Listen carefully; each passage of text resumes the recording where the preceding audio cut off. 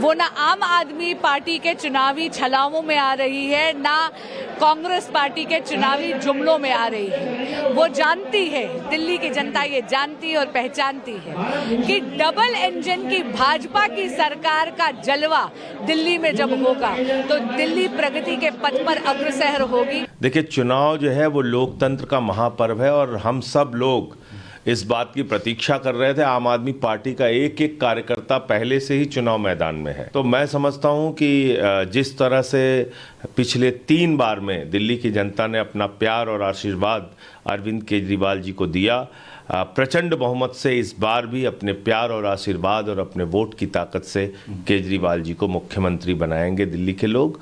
और आम आदमी पार्टी का कार्यकर्ता, एक एक कार्यकर्ता इसके लिए तैयार है। 18 फरवरी को मुख्य चुनाव आयुक्त राजीव कुमार रिटायर होने वाले हैं और कोशिश ये है कि उनकी निगरानी में ही दिल्ली के चुनाव संपन्न हो जाएं। इस चुनाव के लिए कल ही चुनाव आयोग ने फाइनल वोटर लिस्ट जारी की थी। दिल्ली में इस बार कुल 1,55,24,858 वोटर हैं।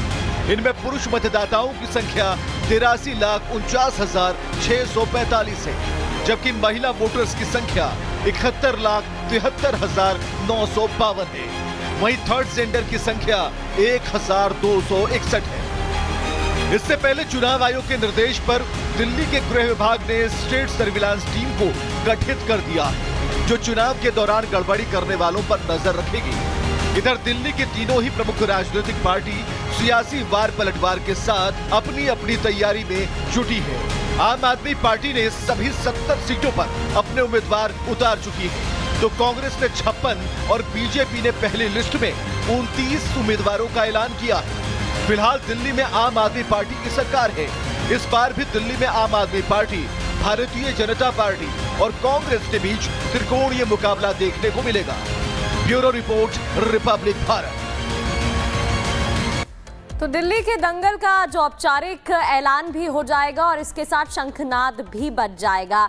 इधर ये तस्वीरें आपको दिखा रहे हैं क्योंकि आम आदमी पार्टी के संयोजक अरविंद केजरीवाल से लगातार आम आदमी पार्टी के नेता एक एक कर मिलने आ रहे हैं। इससे पहले मनीष सिसोदिया की तस्वीरें आपको दिखा रहे थे, गोपाल राय भी मिलने पहुंचे। और देखिए, नई दिल्ली से एक बार फिर से आम आदमी पार्टी संयोजक पूर्व मुख्यमंत्री अरविंद केजरीवाल मैदान में हैं और चुनावों की तारीखें आने वाली हैं। इससे पहले हलचल देखने को मिल रही है, चाहे बीजेपी दफ्तर की बात हो, आम आदमी पार्टी दफ्तर की बात हो या फिर अरविंद केजरीवाल के निवास की बात करें। ये एक के बाद एक तस्वीरें आपको दिखा रहे हैं। आम आदमी पार्टी नेता गोपाल राय जब अरविंद केजरीवाल से मिलने पहुंचे तो उन्होंने क्या कुछ कहा, सुनिए। पूरी कर चुकी है, सभी कैंडिडेट हमारे फील्ड में काम कर रहे हैं और दिल्ली की जनता भी चुनाव के लिए तैयार है। पूरी दिल्ली मिल करके काम करने वाली सरकार बनाना चाहती है और अरविंद केजरीवाल को फिर से मुख्यमंत्री बनाना चाहती है। आज से पूरी पार्टी और पूरा संगठन इस चुनाव की तैयारी में लगेगा। अभी अरविंद केजरीवाल से आप लोग सब लोग मिले, क्या कुछ बातचीत हुई, क्या रणनीति रहेगी आम आदमी पार्टी की? रणनीति एक ही है कि काम करने के लिए लोगों से समर्थन लेना है। हमने काम किया है और आगे भी काम करेंगे। बीजेपी अलग अलग मुद्दों को लेकर सवाल खड़े कर रही है। सीएजी रिपोर्ट को लेकर खासतौर पे बात कही जा रही है कि आम आदमी पार्टी सरकार भारतीय जनता पार्टी हार मान चुकी है। न आज तक नेता तय कर पाई, न एजेंडा तय कर पाई और न उसकी नीयत है। तो ये दर्शा रहा है कि भारतीय जनता पार्टी के पास न नेता है, न नीतियाँ, न नीयत है। पूरी कर चुकी है, सभी कैंडिडेट हमारे फील्ड में काम कर रहे हैं। और गणेश लगातार हमारे साथ जुड़े हुए हैं। गणेश, यहाँ पर ये कहें कि सियासी वार पलटवार तो चल ही रहा था, लेकिन जब चुनावों की तारीखों का ऐलान होगा तो इसमें और धार आ जाएगी, क्योंकि तब ये पता लग जाएगा कि कितना वक्त बाकी है। आपने एक बात कही ना, चुनाव की जब तारीख आ जाएगी तो और धार आएगी। तो अब मौसम के हिसाब से कह दूं कि मौसम अभी सर्द है और जब चुनाव की तारीख हो जाएगी तो मौसम और गर्म हो जाएगा। अगर मैं फिलहाल की बात करूं, आम आदमी पार्टी की अगर बात करूं, तो आम आदमी पार्टी के राष्ट्रीय संयोजक और दिल्ली के पूर्व मुख्यमंत्री अरविंद केजरीवाल, दिल्ली की मौजूदा मुख्यमंत्री आतिशी गोपाल राय आम आदमी पार्टी के दफ्तर के अंदर अब पहुंच चुके हैं। और कुछ ही देर बाद ठीक यहाँ पर आम आदमी पार्टी के जो राष्ट्रीय अभी इस समय जो चुनावी कैंपेन सॉन्ग है वो लॉन्च किया जाएगा। और आम आदमी पार्टी जिस तरीके से लगातार एक के बाद एक जिस तरीके से जो चुनावी चुनावी घोषणाएं कर रहे थे। अगर सियासत की बात में कहूँ, सियासत की जुबानी में मैं कहूँ तो वो रेवड़ी को जो घोषणा कर रही थी उनको किस तरीके से लोगों के बीच लेके जाएगी, चाहे महिला योजना की बात करें, संजीवनी योजना की बात करें, इन तमाम चाहे जो बस फ्री की बात करें, पानी का बिल माफ करने की बात करें, कि तमाम उन योजनाओं को लेकर किस तरीके से जाएंगे। और अगर वीआईपी सीट्स की बात करा जाए, चाहे नई दिल्ली की जो सीट जो सबसे वीआईपी सीट बनी पड़ी है, कालका जो सीट जो सबसे वीआईपी सीट में से एक है, जंगपुरा जो सीट है वीआईपी सीट में से एक है, ग्रेटर क्लास सीट जो वीआईपी सीट में से एक है। देखने वाली बात है कि इन जगहों पर किस तरीके से जो चुनाव की तारीख होगी किस तरीके से मजबूती पर जाएंगे। क्योंकि अगर देखें, कल ही हमने आम आदमी पार्टी के जो तमाम नेता हैं, जो उनके मुख्यमंत्री आतिशी, उन्होंने भी कहा कि किस तरीके से नई दिल्ली इलाके में बड़ी संख्या में वोट काटने, यानी इस चुनाव के अंदर चुनाव की तारीख घोषित होने से पहले वोट काटने और फर्जी वोट को लेकर किस तरीके से मुद्दा गरमाता रहा।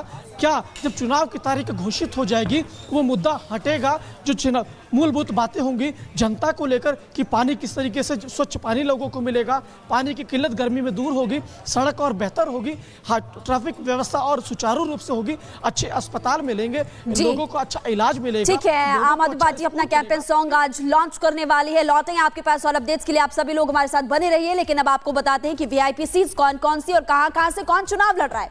जैसे कि नई दिल्ली सीट की बात करें, आम आदमी पार्टी से खुद अरविंद केजरीवाल मैदान में है, प्रवेश वर्मा इनके सामने भारतीय जनता पार्टी से चुनाव लड़ रहे हैं। और अगर बात करें यहाँ पर कांग्रेस पार्टी की तो संदीप दीक्षित को चुनावी रण में उतारा गया है। तो नई दिल्ली सीट की जानकारी आपको दे रहे हैं। नई दिल्ली में त्रिकोणीय मुकाबला इस बार देखने को मिलेगा। और अगर बात करें, आतिशी आम आदमी पार्टी से चुनाव लड़ी कालका जी सीट से और रमेश बिधूड़ी इनके सामने। और आपने देखा इस बार काफी ज्यादा वार पलटवार दोनों के बीच होते हुए भी नजर आया था।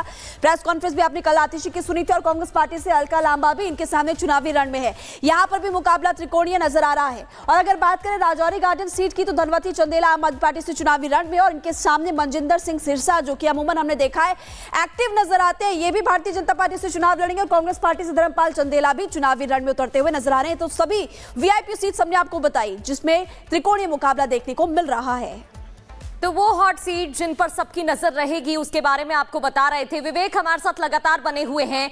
विवेक, इन सीटों पर अभी से सियासी गर्मी बढ़ती हुई नजर आ रही है, बयानबाजी तेज है।